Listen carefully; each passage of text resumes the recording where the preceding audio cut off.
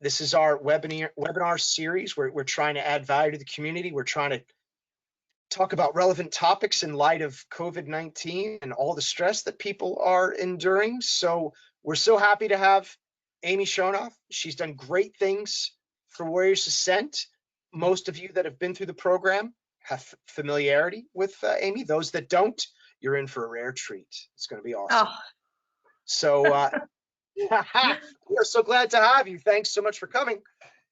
And Amy, thanks so much for presiding over this block of instruction here. Now that said, I really am going to try to shut up now.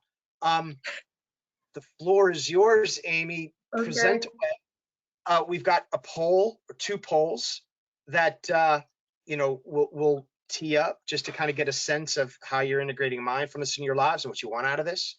And then, as always, we'll have a survey at the end, quality control and stuff. And lastly, Amy's been nice enough to provide a handout to you.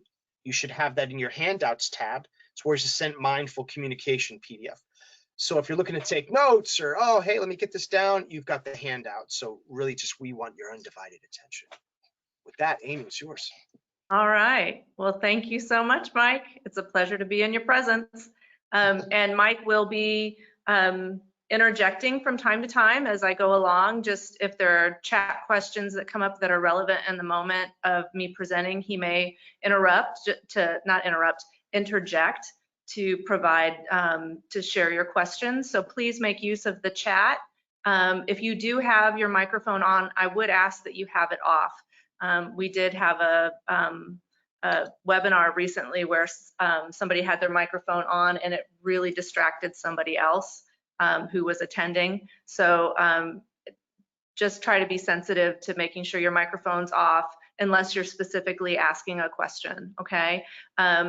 But primarily, please use the chat box for your questions. And then at the end or at perhaps moments where if somebody's asked a question that needs refinement in terms of us understanding it a little bit better, there may be opportunity for you to chime in as well, okay? Let's see. As we go through this presentation, I'd like you to consider, like, in terms of what brought you here this evening for this webinar in particular, to try to identify like one particular communication struggle that you're having, whether that's in a particular relationship or a particular area of dialogue where you're challenged, where you feel like you want to do a better job or you want to understand better or gain some skills. See if you can hold that one relationship or that one area in your mind as we kind of go through this webinar as a way for you to really maybe dig in internally to inquire a little bit more as we kind of go through what mindful communication is and how it might be relevant to this one area of your life, okay? And try to pick something that isn't too overwhelmingly charged for you, okay? We don't want to jump into the deep end of the pool, so to say, okay? So we're here to just provide some introductory information on mindful communication, and it is sometimes helpful to have a particular challenge in mind as we kind of go through this intro in terms of how what we're sharing relates to how you're dealing with a certain area of your life, okay? Let's see, so over the course of our time together, we'll talk about what mindfulness is. We'll talk about, components of communication, what mindful communication is, and some steps for bringing greater mindfulness into our communication. We'll also talk about some kind of nuances that you might want to consider in relationship to what we learned tonight, and there'll be some resources for you at the end to consider as well. And we will do one short grounding activity over the course of our time together. We'll do a little bit of practice on learning how to ground ourselves and keep our attention in the present moment that we can use specifically in the moments when we may be in challenging dialogue. So there will be that as well. So to introduce myself, as Mike said, my name is Amy Shonoff, and I'm the founder of Mindfulness in the Heartland. My professional training is in mindfulness-based stress reduction and that's training I've received through the University of Massachusetts Medical School and Brown University Center for Mindfulness. I've been practicing mindfulness since my early 20s, and it has been a real anchor for my life in terms of helping me kind of navigate living, and I would say living more fully, and appreciating my life a little bit more. I really feel like when I was taught the skills of mindfulness, it was at a really critical juncture in my life as a young adult, and it really kind of changed the direction or the course of my life. And I truly believe in the practices that I teach because I have seen them work within my own life. And I do believe cultivating greater awareness is both a form of empowerment for us, because it gives us choice where perhaps we haven't felt like we've had it in the past. And it also helps us to heal and to grow as human beings. So I am a cheerleader for mindfulness and the powers of mindfulness. And hopefully that will be translated as I talk with you all this evening. So without further ado, I'm going to attempt to share my screen. And Mike, I'm going to just need you to thumbs up me when you know where I am and if I'm doing it properly. That's not where I intend to be. Hold on. Give me just a second here.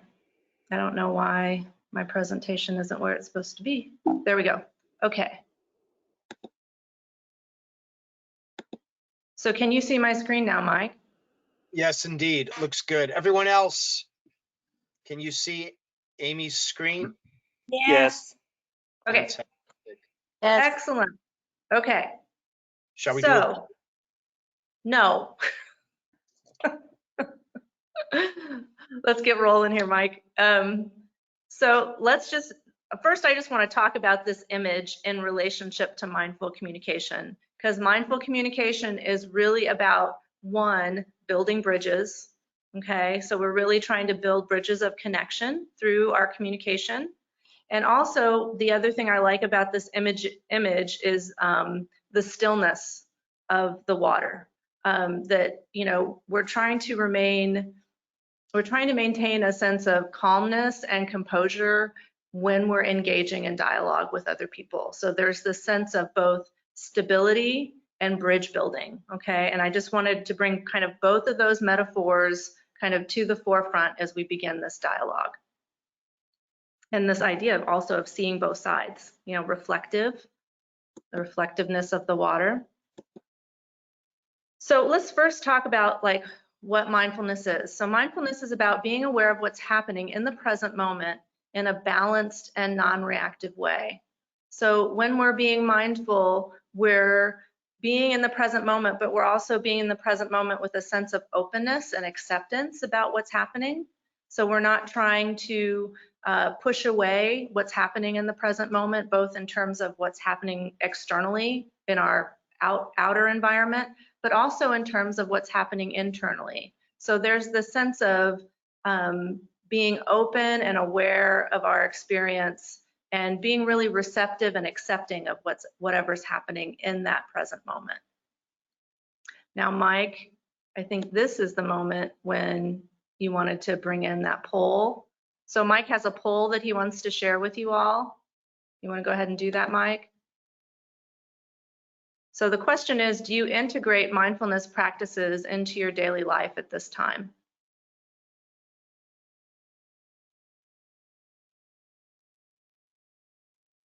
All right, let's give it about a minute.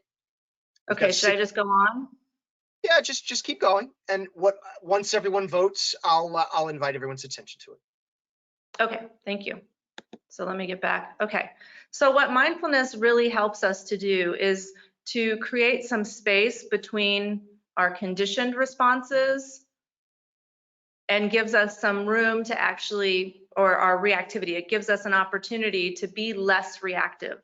So rather than moving into habits or knee-jerk reactions, we're actually able to slow down enough to be more responsive. So is this the results of the poll? Yep. Okay. Okay. So some of you are, a little bit less than half are using mindfulness in your daily lives, and most of you are not. Okay, well, that's good to know. Okay, so good gravy. Excuse me here. Okay, so mindfulness is a way of us moving out of being reactive and being locked into our habits of communication and learning how to be more responsive. So what mindfulness gives us the ability to do is actually to pause, notice what's happening, and then make choices about how we're going to respond. So it gives us a great deal of potential freedom and also choice. And that can be whether we're talking about what's happening in our daily lives, but it's also within the realm of mindful communication, how we communicate with one another, okay? So mindfulness really gives us the opportunity to be more thoughtful and composed in terms of when we're in communication with other people. So mindful communication brings awareness and choice into the process of dialogue so that we can move away from these old habits that many of us walk around with that really limit understanding, both in terms of why we're doing what we're doing or why we do lean into the things that we do when we're in communication, but also developing greater understanding for the person on the other side of the conversation. And there's really three kind of pillars that mindfulness rests upon. One is this idea of intention, so being aware of what we're being driven by in the moment, so recognizing what's motivating us. When we're learning how to be more mindful in our communication, we're learning how to be more aligned with our value system. So really aligning ourselves with our authenticity, what's true for us, and really bringing that to the forefront of our engagements with people.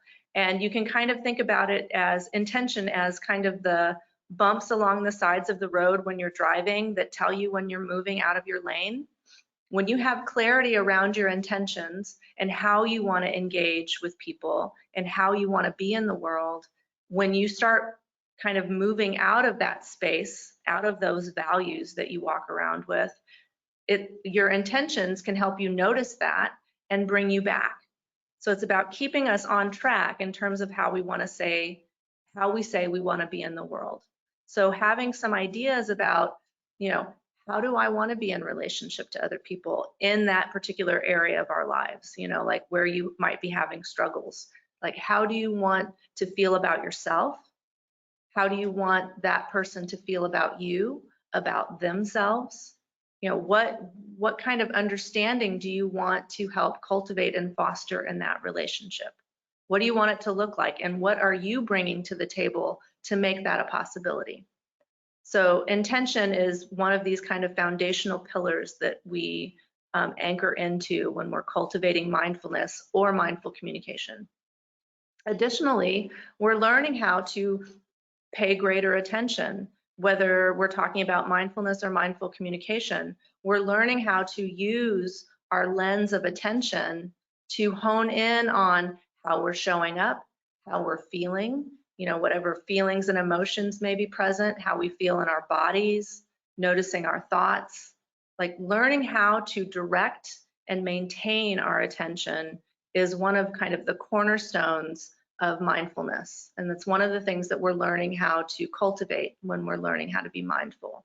And then finally, this idea of attitude, this idea of being more open and receptive, of moving away from the judgments that we hold, the way we often think things should be versus how they are, how we kind of push up against the way things are and should on whatever's happening in terms of laying our judgments and perceptions about the way things should be, how we should be, how other people should be behaving, and rather holding an open and receptive attitude to what's happening. And then the question becomes, and then how do I work with this?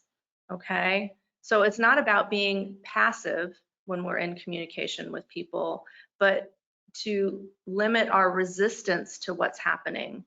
And then the question becomes, how do I become more skillful at responding in a way that meets my needs, meets the other person's needs, is more collaborative in nature. So we're really trying to bring a more open and receptive attitude to communication when we're being more mindful about it, okay? So, communication is really the primary vehicle that we all use as human beings to get our needs met. It's how we communicate our beliefs and our perceptions of the way things are. And communication is not just the words we speak, right? Communication is the tone of voice. It's the way we carry our bodies as we're talking. So communication isn't just about language. It's also about intonation, and it's also about how we hold and carry ourselves as we're communicating with other people. And to a great extent, how we are as communicators in terms of the ways in which we communicate are highly conditioned. We learn how to communicate in our families of origin. And the habits we pick up as children are often the ones that linger with us throughout our adult lives. And especially if we're not really attending to how we communicate, a lot of times the way in which we communicate is based on our family dynamics. So, how our families communicated, cultural ways that we communicate in terms of cultural beliefs that we may hold or values that we hold based on the culture that we come from, and our society at large. That we learn. I can even think about that in relationship to gender. Women and men are often taught different ways, styles of communication that may limit, how we are able to interact and engage with people. So I think it's really important in relationship to challenges that we may be facing. So once again, looking at an area of challenge that you might have in your communication, to consider what do I bring of my history into this area of my life where I'm struggling in how I'm communicating or the person I'm communicating with. What are habits that I may have or conditioning that I may have gotten in my upbringing or in my community or in my culture or in our society at large that are influencing how the dynamics of this relationship are going. So it's important to keep that in mind as well, is what do we already carry and what are our kind of knee-jerk habits? What are the things that we typically lean into? So we all have communication styles. We all have ways of communicating with other people, and there's kind of 3 primary communication styles that I want to point to here and what they might look like. And in relationship to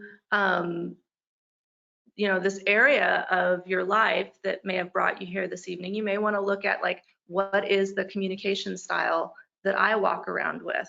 So for example, a passive communication style, usually the person is holding some sort of belief about the other person mattering more than what matters to me, right? So we hold this place of making the other person's opinions, feelings, beliefs greater than our own.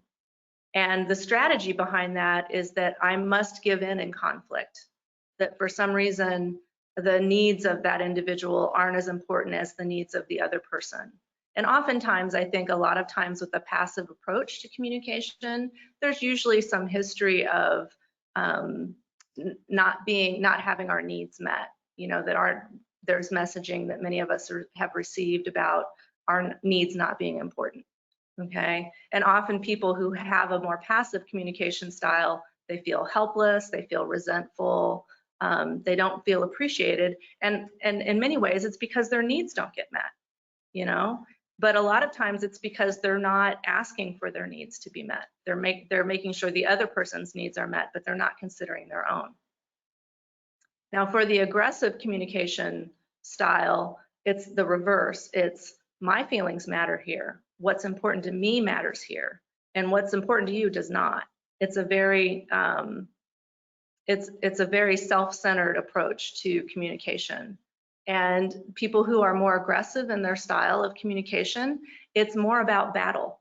you know, that communication is more about winning. It's more about being on top and making sure that whatever I have to say gets expressed, and whatever needs I have get met. Like that becomes the primary kind of modus operandi as they're in communication with other people.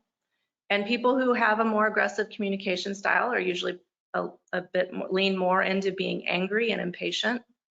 They don't have a lot of time for other people's feelings, obviously, and it's really focused on the other person. Whereas with an assertive style of communication, I don't know why I just lost that. There we go. It's about equality. It's about both people within the communication having their needs met.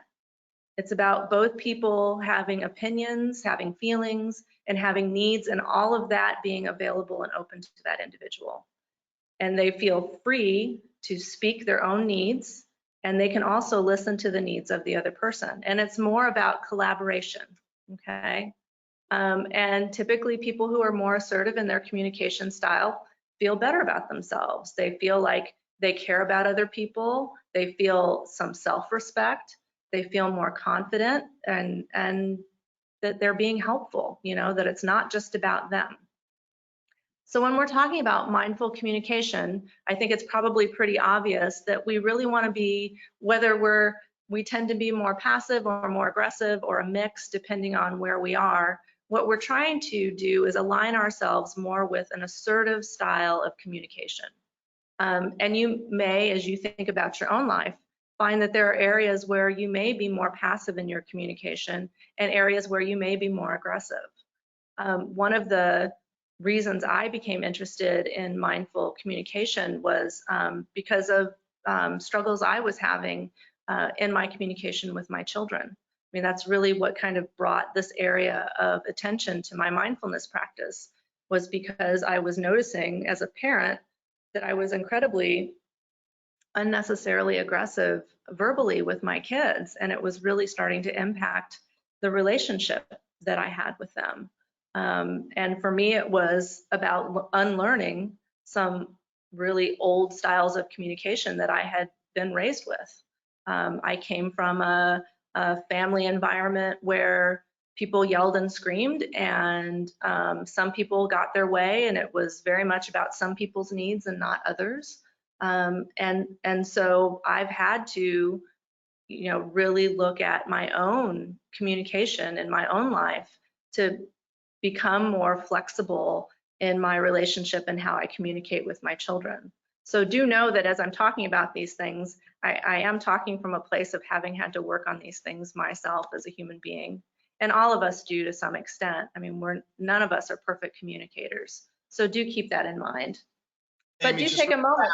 Yes, go ahead. Just two questions I want to invite your attention to. So one, and I won't name names, you know, that way, you know, people can remain anonymous if they want, but I cannot seem to get across the importance of personal accountability during this pandemic without getting angry. So I'm sure not to speak for the person, but we see people doing irresponsible things. And I know I've observed that my wife has, and you get annoyed. So that there's that. And I would assume it's like, okay, how do you deal with that? Or how do you communicate your discontent and displeasure without jumping off the handle? Another one is it normal to go from passive and aggressive all day? I can go back and forth between the two pretty rapidly. In the same conversation? Apparently, I don't know. Yes. Yes. Okay. Okay. So to address the first one, in terms of, you know, feeling that aggressiveness show up, especially in relationship to what people are doing and what you feel they should be doing. I think one of the things we start to bring to the table is some sense of understanding what might be happening for other people. I think for some people, that denial is their coping mechanism for this pandemic. Like that there are certain percentage of the population who just truly don't want to believe that it is what it is. And And not that that makes their behavior right, but that might be what's showing up. That might be how it's showing up. And so, you know, developing some compassion for the observable behavior and knowing that there may be other things underneath it that you're not seeing. Like what you're seeing is the behavior. And I think when we're talking about our own safety, we definitely have the right to draw boundaries about what's acceptable and what isn't in terms of whether people are wearing masks, whether people are washing their hands, whether they're following the advice of social distancing. I mean, that is a place where we can assert, like, this is my need.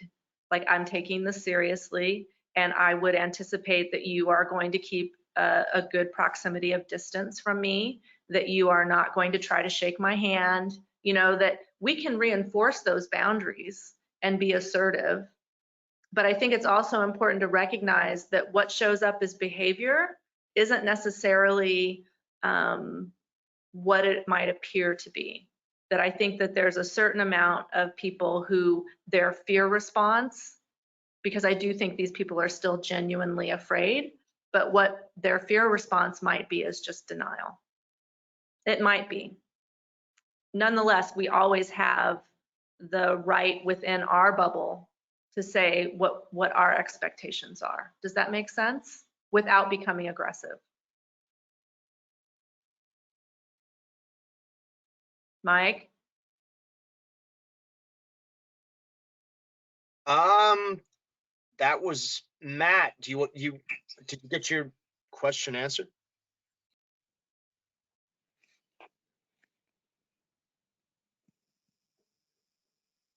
Which Matt? Well, I actually think that was mine. Mike, Okay. it's Kelly. Kelly, all right.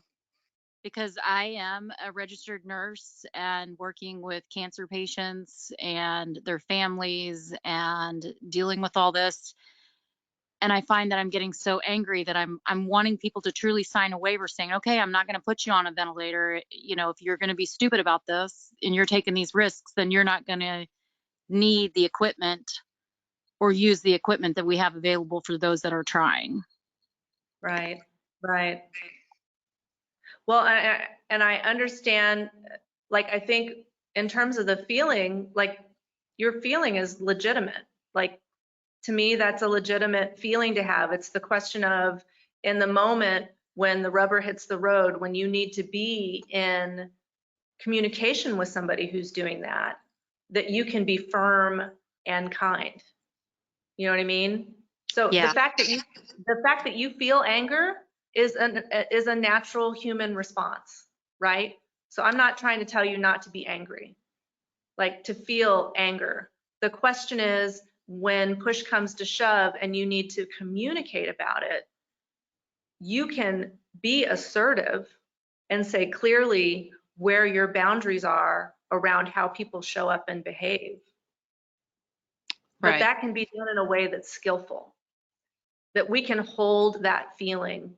I mean, this is the thing that as human beings, we're learning how to work with, having really strong feelings and not moving into aggressive responses.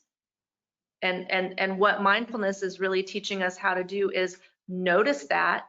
Notice, boy, I am pissed. I am really pissed watching these people not do the things that they need to be doing to keep us all safe, right? I mean, that's what I Right. hear you. I feel that too. I totally feel that. Well, The question is, how do we meet that in a way that's kind but firm? well, my fear is that coming from the backgrounds that we all have come from, and things that we have going on, is I'm starting to find myself feeling like I just want to walk into an ICU unit, get exposed to the COVID-19 and see what happens and go from there. That's how angry I'm truly getting. And how is, I guess I don't understand how that's going to help anything. How is that going to help you?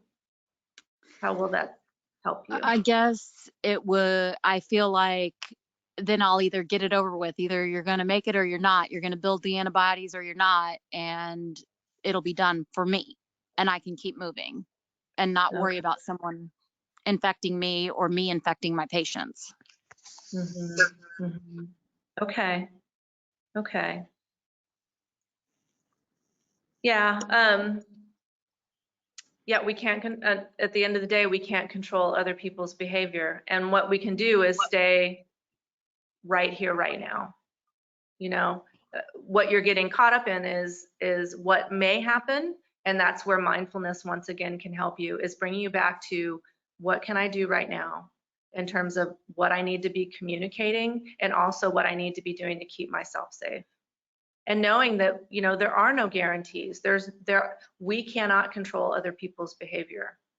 We can let people know what we need, right?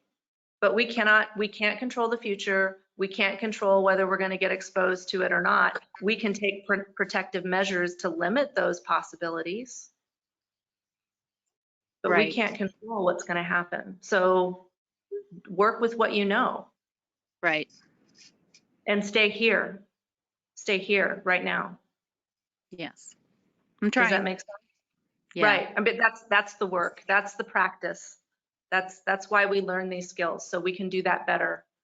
And this really speaks to something else that I think a lot of people, and I'm just going to digress a little bit here, but I think I'm hoping it will be helpful. So when we are in spaces of great uncertainty, which is where we are right now, and quite frankly, we're always living in a space of uncertainty, but it feels more heightened right now, right? We're all living with not knowing what a month from now is going to look like or 2 months from now is going to look like. And you combine that fear with that uncertainty, and there's a great possibility that what it will lead to is panic. You know, and we see this. You know, we see this in the context of people's behaviors, like with regard to purchasing toilet paper. You know, like the fact that we ran out of toilet paper because people bought up all the toilet paper. You know, I mean, that's an example of panic. Or the stock market just tanking. You know, that's panic. And that's when people are looking into a future that they can't really see. And there's nothing really to anchor in there. There's nothing we know for certain, right? It's all unknown. But our mind loves to plan. That's its kind of inclination. The thing we have to keep in mind is we need to stay closer to what's right here, right now, and what is known. What are the things I know? What are the things I know to protect myself right now? What are the boundaries that I need to establish within my professional practice, within my personal practice, to keep myself safe? What decisions do I need to make today to take care of myself? Those, if we stay close to the information that is at hand and we make decisions based on what is known, we're liable to make better choices, because that future out there really will depend on how we show up right now, each and every one of us, both individually and collectively. That future is not certain. What's more certain is what's right in front of us. So if we can anchor more of ourselves in what's here right now, what I know, my facts, the information I have, and make decisions based on that, I'm more likely to be accurate than if I make decisions based on what's out there and that uncertainty, because there's no anchor there, right? And that future, in large part, will be determined by how each of us shows up between now and then. Does that make sense?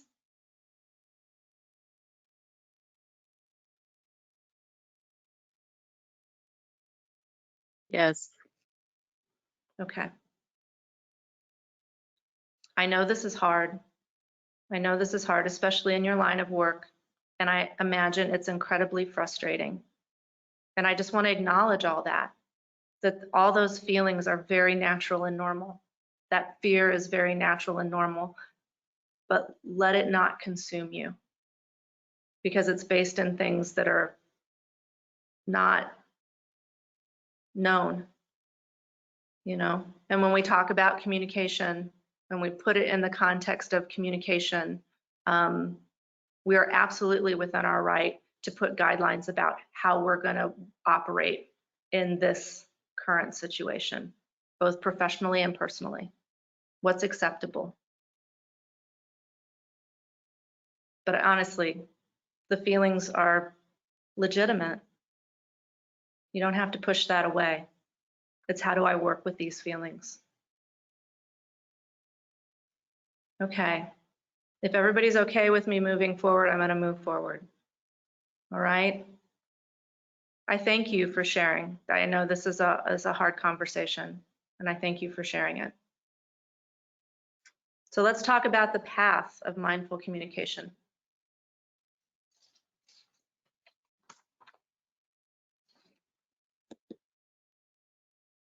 So once again, I just want to bring to your attention this idea of intention. It was one of those pillars that we talked about, those foundational components of mindfulness.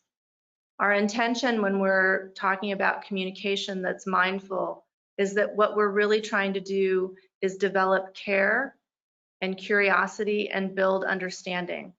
Like that is the intention that we're trying to weave into our communication. And when I talk about care, it's not just about caring about what's happening externally with the other person in front of us. It's also caring about ourselves, but having a genuine curiosity to try to understand what's happening, both for them and for ourselves. So we're really trying to create a dialogue that is back and forth. You know, it's really trying to create a flow within conversation which honors both sides of the conversation. And the first piece of that has to do with our own embodiment, okay? So when I'm talking about embodiment, I'm talking about really being present with what's happening for us. When we were just talking about the anger or aggression that we may be feeling in relationship to how people are showing up, you can only know that you're feeling that based on how your body is responding, right? That you know anger because of how it feels in your body. You know anger because of the thoughts that you have and the emotional tone that it creates for you. So when we're developing the capacity to be mindful in our communication, one of the things we're learning how to really notice and pay attention to is how our bodies are responding. And we do this because when we're in our bodies, we are in the present moment. So if we're aware of our bodies and what we're feeling as we're in communication with somebody, we're actually in the present moment. So it's a way for us to anchor ourselves in what's happening right now. A lot of times when people are in communication, they're oftentimes just up in their heads, right? Thinking, processing, creating responses for themselves in relationship to what they're talking about with another person. They're not really in their body. They're not really paying attention to how they're responding to what's happening in the dialogue. The other thing embodiment does is it helps us to support our own self-regulation. So when we're recognizing that we're becoming angry, when we're recognizing anger in the body, we can feel that feeling and then make choices to take care of ourselves. So it may be that if a conversation is getting too intense, we're getting too angry, maybe somebody else is showing up as too aggressive or we're showing up as too aggressive, we can take measures to take care of ourselves. So that may be like ending a conversation, saying I can't talk anymore. I'm too hypervigilant right now, or I need a break. I need to come back to this conversation. So being in our bodies can help us to calm ourselves down, to recognize when we need to calm ourselves down. And it helps us to self-monitor in terms of how we're responding to the dialogue. So it helps us to recognize what thoughts are showing up, how we feel in our bodies, and the emotions that are happening. Okay, so the first thing one of the things we're learning how to do, and what I refer to as this dance of mindful communication, is to notice what's happening for ourselves, because it's providing us with information. And as I mentioned before, we are tapping into what we refer to as the triangle of awareness. We're paying attention to thoughts, sensations in the body, and our emotions. That these things are what we're cultivating awareness around as we're in our bodies. So the practice that I want us to work with is a grounding and anchoring practice. So I would like us to just take a few minutes to practice a grounding practice. And this is one you can do with your eyes open or your eyes closed. And the idea of doing this grounding practice is to bring your attention into the present moment, having an anchor when, especially when dialogues are really intense and we're finding ourselves really activated around them. Having a grounding practice to bring ourselves into can be really helpful in terms of keeping ourselves kind of balanced and stabilized. So these are things you can do in the moment that you're in communication with somebody, okay? But we're just gonna practice with them now, a couple of different grounding practices so you can get a sense of what those feel like for you and perhaps find one that is easiest for you to anchor into, okay? So what I'd like you to do is begin by just getting into a comfortable position sitting. And I have some chimes, so I'm going to kind of guide us through a little kind of mini meditation to go through these different sources of anchoring. And then if people want to talk about their experience with it, that we can do that as well. So I'll ring the chimes to begin and I'll ring the chimes to end. Okay, and just follow along as best you can. I'm just going to be asking you to bring some attention to different areas of your body. Okay.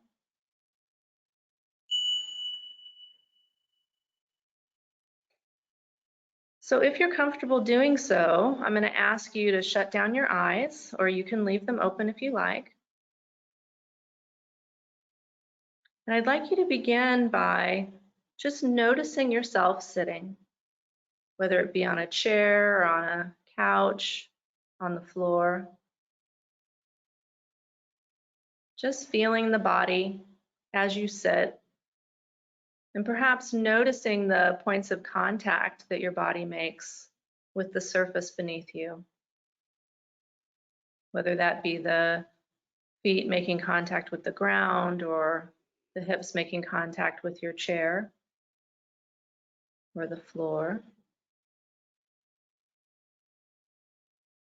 And I'd like you to see if you can feel into the sense of gravity in the lower areas of the body. So really feeling into the density of the hips and the legs, just allowing them to be heavy.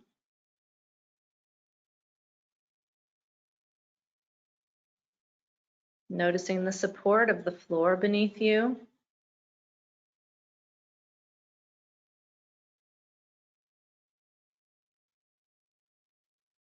And feeling into the upper body, the drape of the arms. Allowing them to kind of hang like curtains. And just noticing the density of the body as you sit.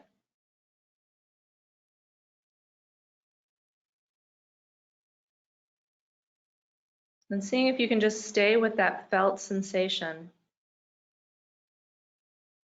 Feeling gravity, feeling density in the body, the weight of the body.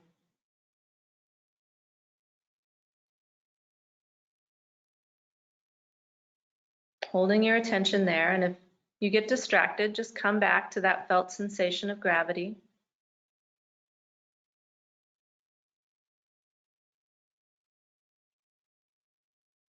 And as you're ready, I'm going to ask you to start to bring your attention to the base of the spine, the area just below the spine called the sacrum.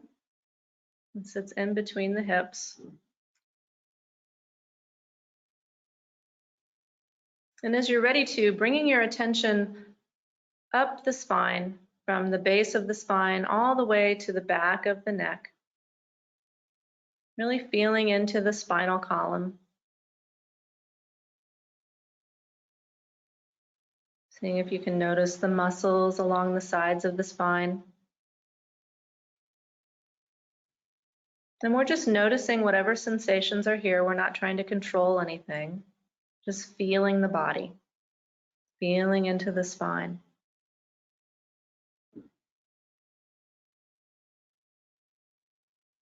And if you're comfortable doing so, seeing if you can bring your attention internally into the midline of the body. So kind of feeling into the center of the body, in the area where the spine is, but more internal.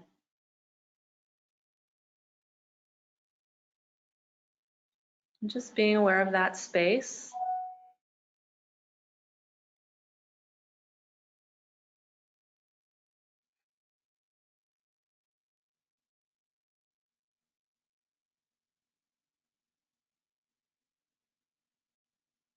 Noticing what's there to be felt.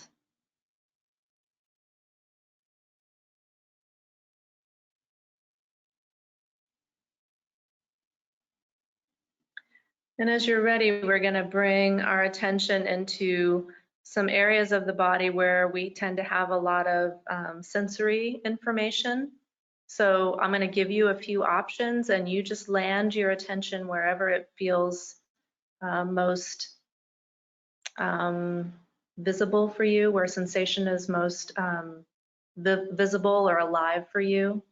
So areas where we tend to have a lot of sensory input is in the palms of the hands or the bottoms of the feet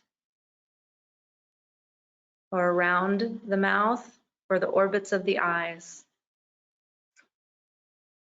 So seeing if you can find where there's a lot of sensation in any of those reference points and see if you can just bring your attention to those points of sensation. So if you notice sensory information in the palms of the hands, just resting your attention and awareness in the palms of the hands. Or perhaps feeling the bottoms of the feet, or around the mouth, or around the orbits of the eyes. Whatever's most accessible to you.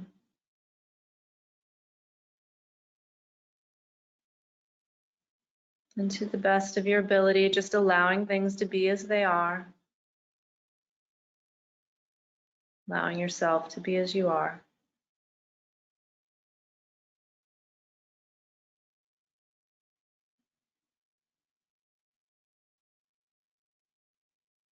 Just noticing what's there to be felt.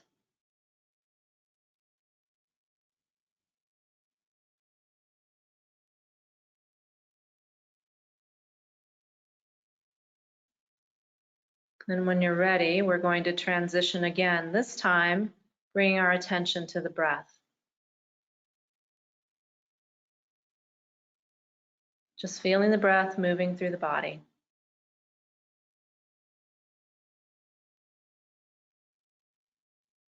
And noticing that felt sensation of air as it comes in and goes out.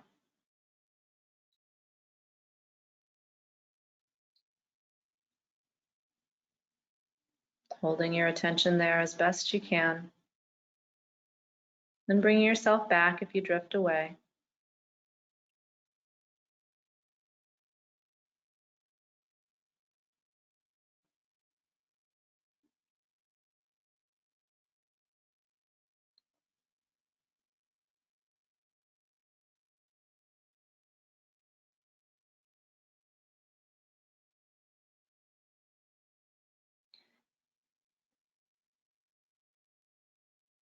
And as you're ready, we're going to transition to once again feeling the whole body sitting.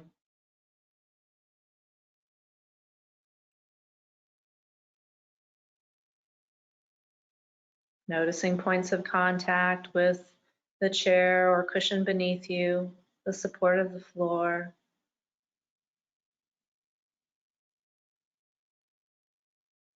And feeling the breath moving through the body.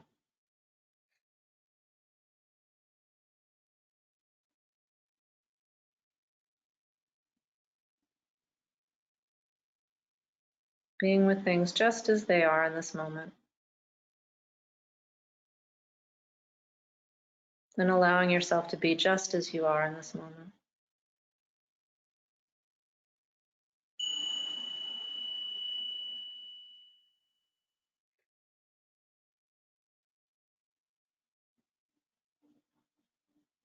And as you're ready, opening your eyes, reorienting yourself to the space that you're in, maybe taking a look around and naming a couple objects silently to yourself. Now so the purpose of going through that whole practice, as I mentioned when we began, embodiment is a kind of key way that we can stay engaged in communication. It's one of the things that we bring our orientation to when we're communicating. And these grounding or anchor points that we just went through are ways for us to maintain a sense of stability when we're in communication, especially when the stakes are high. So what I'd like to invite the group to do, who's ever open to sharing, if you identified one of the practices that we went through that you found particularly helpful or was most easiest for you to lean into, if you'd be willing to share which one it was. So we went through gravity, we went through the midline of the body, so feeling into the spine and the center of the torso. We paid attention to the sensory touch points of the hands, feet, mouth, or eyes, and then the breath. So if anybody would like to share about their experience, I'd welcome that input. For me, the sensory perception was the easiest for me to lean into. I could feel it immediately, and I was able to stick with it. Me too. Great. Okay. So that's important. Like, that's something that you can hold on to. And that can be a real easy way for you if you're finding yourself caught up in thoughts, really carrying yourself away, either in conversation or just in your daily life.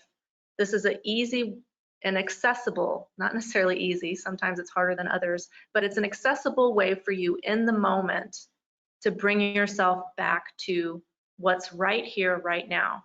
When you're feeling what's in your body and you're tapping into that, you're in the moment. Because our bodies, the sensory information lives in this moment, right?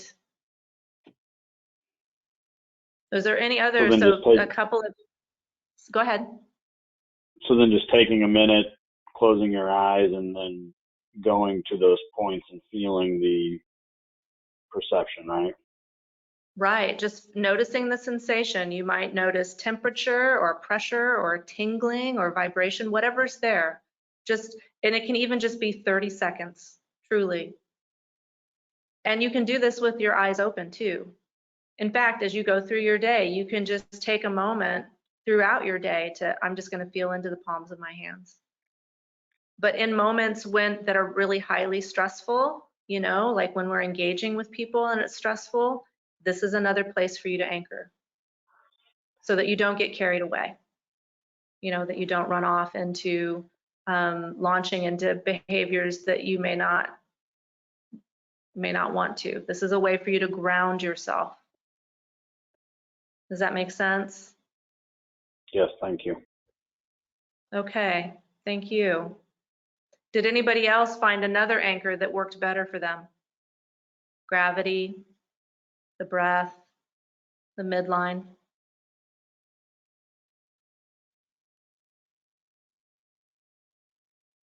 The gravity and breath always help me. Okay. Sitting heavy and then breathing.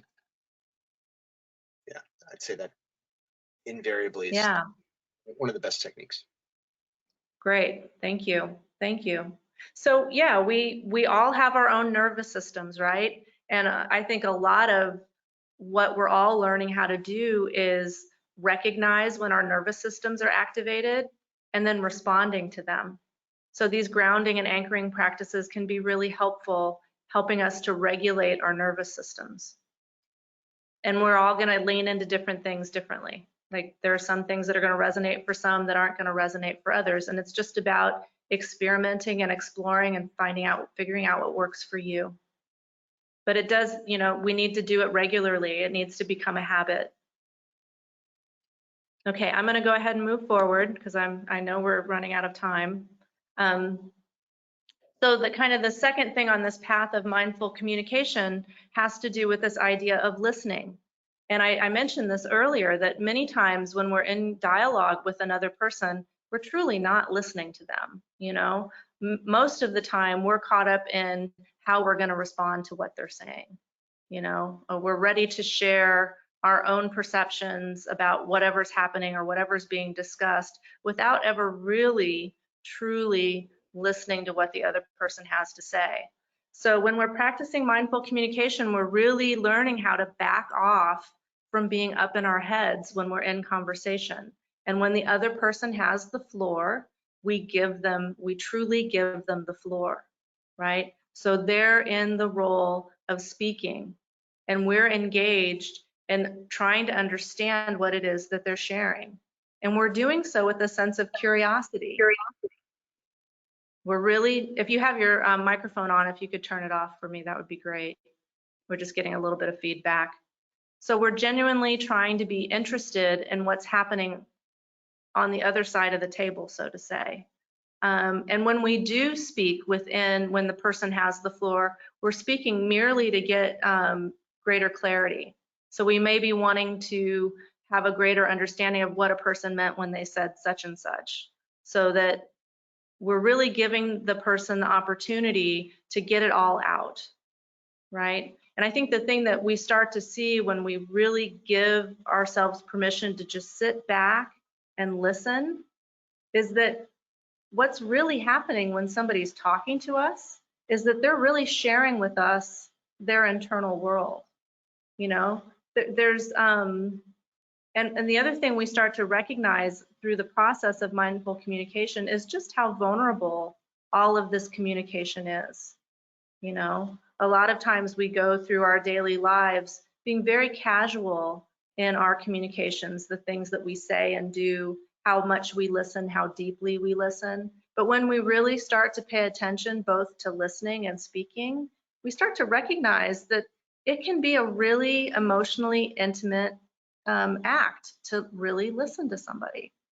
If you think back on your own life and the people that really had a positive impact on you, oftentimes the things that those people are able to do for us is really hear us. There's something, we all have this fundamental need to be seen, heard, and understood. Even if what the other person is saying, we don't necessarily agree with what they're saying. But for that person to be heard and to know that we understand them can be really game-changing for people. It can really change the quality and dynamics of a relationship. So when we're learning how to be more mindful in our communication, one step of that is really learning how to listen, deeply listen, and giving that person the space they need to express themselves, even if it's stuff we don't like hearing, you know. And then finally, when it's our turn to share, there's I like to think of them as kind of like gateways that we take our own communication through before we share. You know, that we become more thoughtful about how we're talking to people when we have the floor, when we're speaking. So some gateways to consider before you start sharing your side or your part of the dialogue is what we're saying true? So, and when I say that, I'm talking about subjective truth, right? What is true for us, how we see things, and being really authentic and genuine. And like I said before, when we really start talking this way to people, we start to really recognize how vulnerable it is to be truly authentic and honest with people about what's happening for us. That it really is, when we're really speaking honestly and truthfully with people, there is a great deal of vulnerability present. And we start to see that, especially when we start sharing for ourselves, when we're in communication. So is what we're saying true for us? Are we being truly authentic in terms of how we're representing ourselves? The second is it kind? Now, we may need to say things that are hard for people to hear. It becomes even harder for people to hear things when we're harsh when we say it. So if we really want people to hear us, even when we have disappointing news to share, or we're asking people to respect our boundaries, or telling people what we need, we can say what we need to say in a way that's kind. And so when we talk to people, even if what we have to say is difficult, orienting towards making the message kind, so that, and this is just to increase the likelihood that they'll actually hear us. Doesn't mean they will, but there's a greater likelihood they will hear what we say if we can frame it in a way that isn't filled with judgment and hostility. The third gateway is it necessary? Is it relevant? Do I need to say what I'm getting ready to say? Is it going to be beneficial? So will what I'm saying be beneficial to this conversation? Is it necessary for me to say it in this moment? So is the time right? Right? I remember once watching a parent completely berate their child in public. And I just thought to myself in that moment, like, how humiliating that would have been for that child, you know? And it wasn't that the parent didn't have the right to try to correct their child, but the time in which they did it, I am sure fundamentally undermined that parent-child relationship because of when they did it. And I just remember feeling so bad for that kid. And it wasn't because the parent didn't need to say it, it was when they chose to say it, because it was really socially embarrassing for that kid. So we really need to be thoughtful about when we say what we need to say, so that we're positioning it in a way that isn't damaging to the relationship.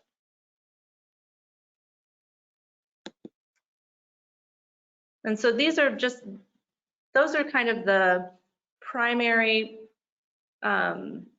ways of engaging in terms of being mindful in communication, staying embodied, really deeply listening to what the other person is saying, and really bringing a lot of awareness to what we say when it's our turn to say it, and kind of using those gateways that I mentioned as kind of our talking points, you know, the things that we reflect on before we share information. But there are other considerations I just want to share with you as we wrap up our time together.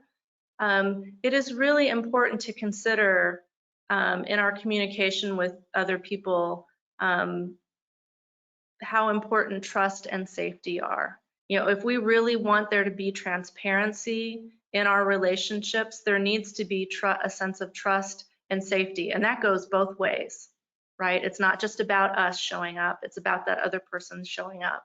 That we're more likely to have the most authentic conversations when there is trust and safety present. So we really want to stay oriented towards building connection and being solution-based when we're in communication with other people. Additionally, when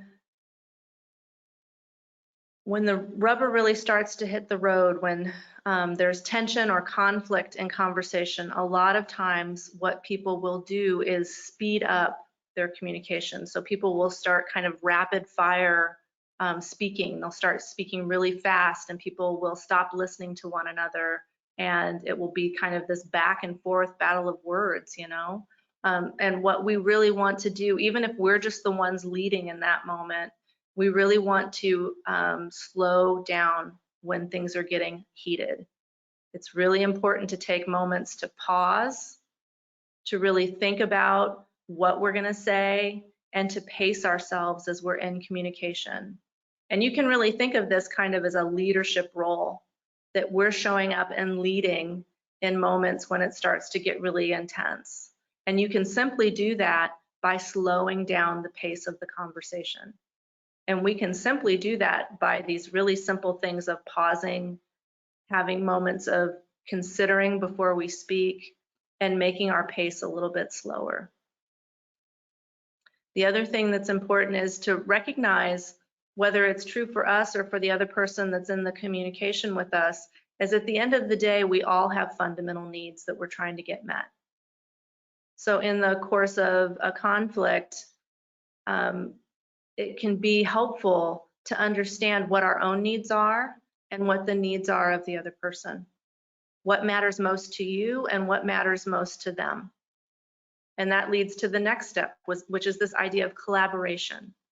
Because oftentimes we're in communication working from a place of strategies. Like we want things to be a certain way. We want this other person to do X, Y, and Z, or we want certain things to happen. But what we want to do is really be clear on what our needs are, because when we have a sense of what our needs are, there's lots of ways that we can potentially get our needs met. Not necessarily the specific strategies that we've lined out or the specific strategies that somebody else has lined out. And that's where collaboration comes into play, that we figure out what works for both parties. And stay with the here and now. A lot of times when there's conflict, we spend a lot of time talking about what happened in the past, what so-and-so did in the past, what I've done in the past. We really want to talk about more about what's here right now and being specific about what's happening right now. So staying fact-based, really talking about what we're observing rather than our judgments or opinions.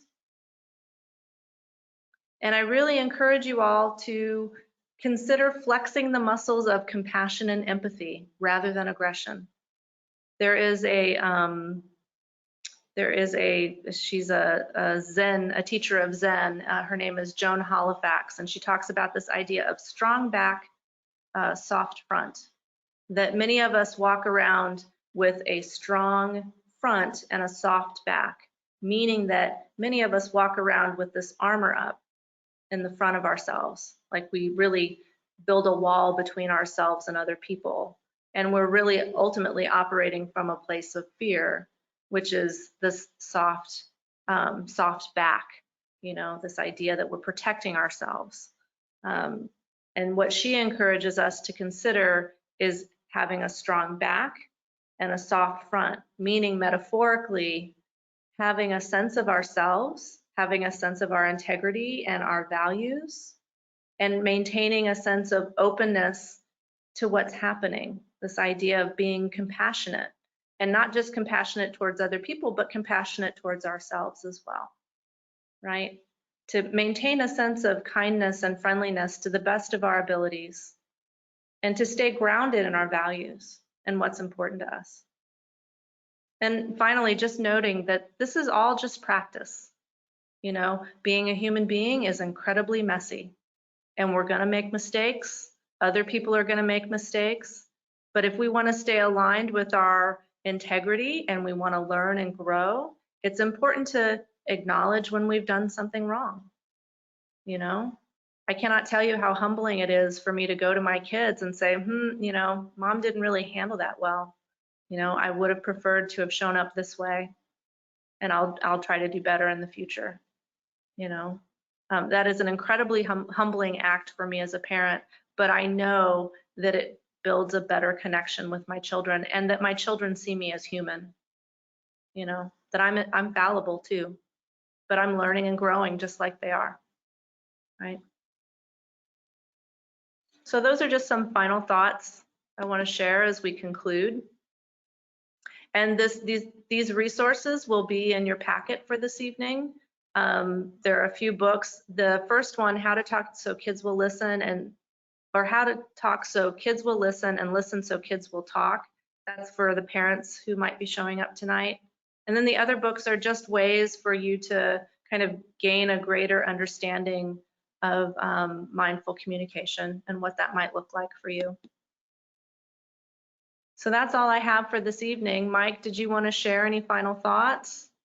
I'm going to quit sharing my. No, absolutely. Amy, thanks so much. Appreciate you very much. This is fantastic. Everyone, thanks for your attendance. I hope you got a lot out of it. I know I did. Every time I interact with Amy or sit in her classes, I always learn something that I can immediately apply to my life, especially with my kids. No, but sign up for future webinars. Get on our website, right? Worriscent.org. Look at the webinars tab, and We've got, I think 7 more sessions, if I'm not mistaken, with Amy. So if you got a lot out of today, there's more in store. Please also spread the word to your friends. So this is, for the Worst Sent community, but then, it's open to everyone writ large. Anybody that could benefit from mindfulness in their life, and stress reduction, which I think is pretty much everyone on this earth. So Right. we've got the webinars to accommodate, the masses. So there it is. Lastly, at the end of this, you'll receive a survey, and I'd ask you just take a couple minutes to say, hey, was it good? Did you get something out of it? And any tips or pointers, in terms of what would make it even better, because we always want to be a learning organization and be as good as we can be. So take that time, give us that feedback so that we can continue to, produce some great webinars that are of value to everybody. And I think that is it. So stay safe, everybody. Can I Amy, just say, parting words, can I please. say one more thing? Absolutely. Okay, so I just wanted to say to everybody, since we had about over half of the audience here tonight who indicated that they weren't currently practicing mindfulness meditation in their daily lives, I do want to let you know that next week is the beginning of a 4-week series called Foundations of Mindfulness. So for over the course of 4 weeks, we'll be spending about an hour each Wednesday at 7 p.m. learning a new component of mindfulness. So I highly encourage, especially those of you that don't have a current